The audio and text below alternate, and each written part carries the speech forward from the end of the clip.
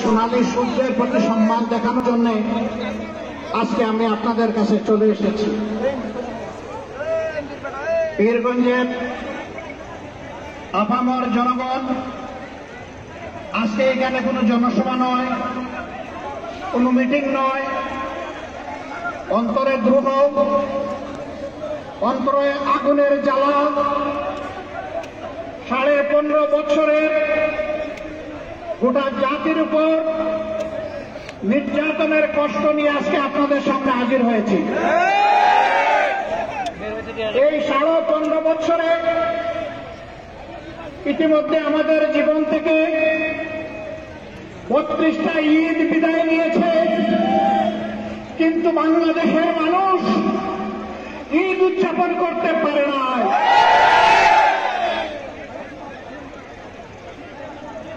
জায়গায় জায়গায় খুন গুম, হত্যা, ধর্ষণ, লুণ্ঠন, মানুষের উপর সীমাহীন নির্যাতন, জুলুম গোটা জাতির শ্বাস বন্ধ করে দিয়েছিল। আল্লাহ তাআলার অশেষ মেহেরবানি, গত 4 তারিখ আল্লাহ তাআলা এই জাতির শ্বাস ফেলার সুযোগ করে দিয়েছেন। এটাকে সকলেই বলছেন বাংলাদেশের দ্বিতীয় স্বাধীনতা যুদ্ধ। আর এই যুদ্ধের মহানায়ক আপনাদের সন্তান, আমাদের সন্তান আবু সাঈদ। আমি আমার পক্ষ থেকে, আমার দলের পক্ষ থেকে আবু সাঈদের প্রতি ভালোবাসা, কৃতজ্ঞতা এবং শ্রদ্ধা নিবেদন করছি। আমরা এসেছি তাদের মা বাপের মুখ দেখতে, আমরা এসেছি তার আপনজনদের মুখ দেখতে। সেই গর্বিত সন্তান জাতিকে মুক্তির পথ দেখানোর জন্য হাতটা পাখির ডানার মতো 2 দিকে দিয়ে বুক চেতিয়ে দাঁড়িয়ে বলেছিল, বুকের ভিতরে তীব্র জ্বালা, তোদের ইচ্ছা হলে আমার মুখে গুলি কর। ভাষণরা তার মুখের কথা শুনেছে, বুকের ভাষা বুঝতে ব্যর্থ হয়েছে। এই জন্য এদেশে আপামর জনগণের ট্যাক্সের টাকায় কিনা অস্ত্র আর ভুলের দিয়ে আমাদের কলিজার টুকরার কলিজাকে ঝাঁঝরা করে দিয়েছে। আমরা ধিক্কার জানাই। এই কাজ যারা করেছে তারা মানুষ নয়, তারা পশু। এই পশুদের বিচার অবশ্যই হবে এবং ইনশাআল্লাহ এই বাংলার মাটিতে এদের বিচার হবে। শুধু গুলি করা নয়, এই গুলির নির্দেশদাতাদেরও বিচার হতে হবে, ষড়যন্ত্রকারীদের বিচার হতে হবে। বিচারের একটা অংশ ইতিমধ্যে হয়ে গিয়েছে, আপনারা কি টের পেয়েছেন? আলহামদুলিল্লাহ। তুইজ্জু মান তাশাউ ওয়া তুযিল্লু মান তাশাউ বিয়াদিকাল খায়র। ইজ্জত এবং বেইজ্জতের চাবি কার হাতে? কল্যাণের পুষ্পফলক কার হাতে? আল্লাহ তাআলার হাতে। সেই আল্লাহ তাআলা সম্মান দেওয়ারও মালিক, অপমানিত করারও মালিক। আল্লাহ তাআলা ক্ষমতা দেন এবং ক্ষমতা নেন। ক্ষমতায় কে বুঝ থাকে নাই। বাংলাদেশের মানুষকে নিজের জমিদারির প্রজা মনে করা হয়েছে, তার চাইতেও নিকৃষ্ট কিনা দাস মনে করা হয়েছে এবং সেরকম আচরণ করা হয়েছে। এখান থেকে সকলের শিক্ষা নেওয়া উচিত। সম্মানিত ভাইয়েরা, আমি আর কথা বাড়াতে চাই না। আল্লাহ এই মাটিকে ইতিহাসের অংশ বানায় দিলেন।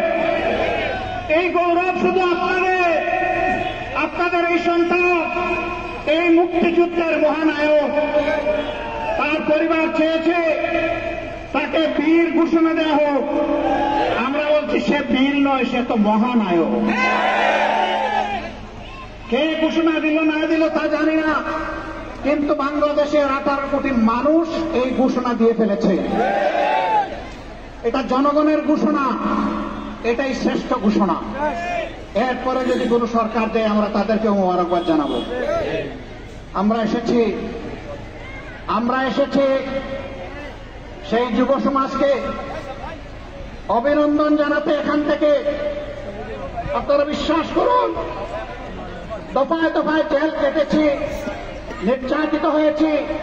আমি এখানেই এদেশের লক্ষ লক্ষ মানুষ, আলিম উলামা, প্রতিবাদী কণ্ঠ সবগুলোকে স্তব্ধ করে দেওয়ার চেষ্টা করা হয়েছিল, কিন্তু প্রমাণ হয়েছে স্তব্ধ করতে চাইলেই স্তব্ধ করা যায় না। অভিনন্দন জানাই আবু সাইদের যারা সঙ্গী সাথী সেই যুব সমাজকে, সারা বাংলাদেশের যুবক যুবতীদেরকে, ওই যুবক যুবতীদের মা বাবাকে, ওই মাকে যিনি কুলের বাচ্চা বুকে নিয়ে বলেছেন সন্তানদের গুলি করে পাখির মতো মারা হবে, আর আমি মা হয়ে ঘরে বসে থাকবো, এটি আমার পক্ষে সম্ভব নয়। আলহামদুলিল্লাহ, এটি ছিল জনতার অভূতপূর্ব উত্থান, এবং সেই গণ উত্থানে আল্লাহর শপথ 15.5 বৎসরের জমায়েত, জঞ্জাল, জুলুম বেসে গিয়েছে এবং চিরদিনের জন্য বেসে যাবে ইনশাআল্লাহ।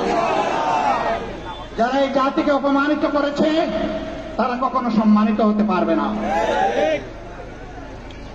ক্ষমতায় শেষ করতে টিকে থাকার জন্য একদিন আগেও বেপরোয়া ভাবে 136 জন মানুষকে হত্যা করা হয়েছে। আমরা সেই সমস্ত মাদেরকে আমাদের পক্ষ থেকে সহানুভূতি এবং কৃতজ্ঞতা জ্ঞাপন করছি,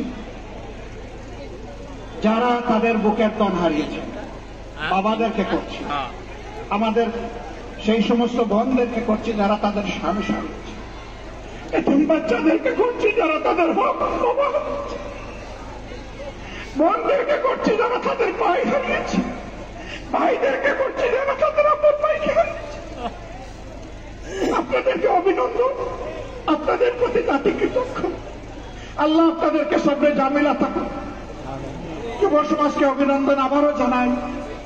এক কৃতিত্ব ভাই তোমাদের, এই জাতি তোমাদের জন্য চিরদিন তোমাদের কাছে ঋণী থাকবে ইনশাআল্লাহ। কিন্তু তোমাদের প্রতি আমার অনুরোধ, ছেড়ে দিও না এই জাতিকে, ঠিক চোখ দিয়ে থাকিয়ে থাকো। আগামীতেও তার যেন স্বৈরাচার হয়ে উঠতে না পারে।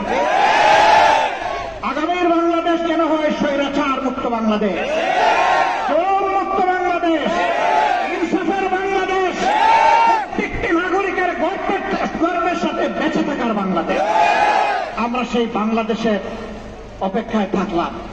আবারও আপনাদেরকে অনেক সালাম, অনেক শুভেচ্ছা, অনেক অভিনন্দন, অনেক কৃতজ্ঞতা।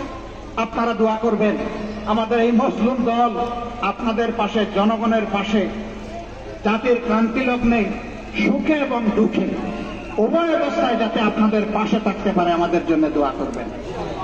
আপনাদের এই ভালোবাসার জন্য আমি অভিভূত। আপনারা কষ্ট করে এসেছেন, আমার পক্ষ থেকে আপনাদেরকে কিছুই দেওয়া সম্ভব নয়, শুধু কৃতজ্ঞতাটুকু আর শুধু ভালোবাসাটুকু। এর সাথে মহান রবের দরবারে দোয়া করি, হে আল্লাহ, তারা দেশকে ভালোবেসে, তোমাকে ভালোবেসে এখানে এসেছে, তুমি তোমার কুদরতের হাত দিয়ে তাদেরকে অফুরন্ত যাজা দিয়ে দাও, দুনিয়ায় দাও, আখিরাতে দাও, আর এই মাটির মর্যাদা তুমি বৃদ্ধি করে দাও। আল্লাহ হাফেজ। বাংলাদেশ জিন্দাবাদ, বাংলাদেশ জামাতে ইসলামী জিন্দাবাদ। আসসালামু আলাইকুম ওয়া রাহমাতুল্লাহ।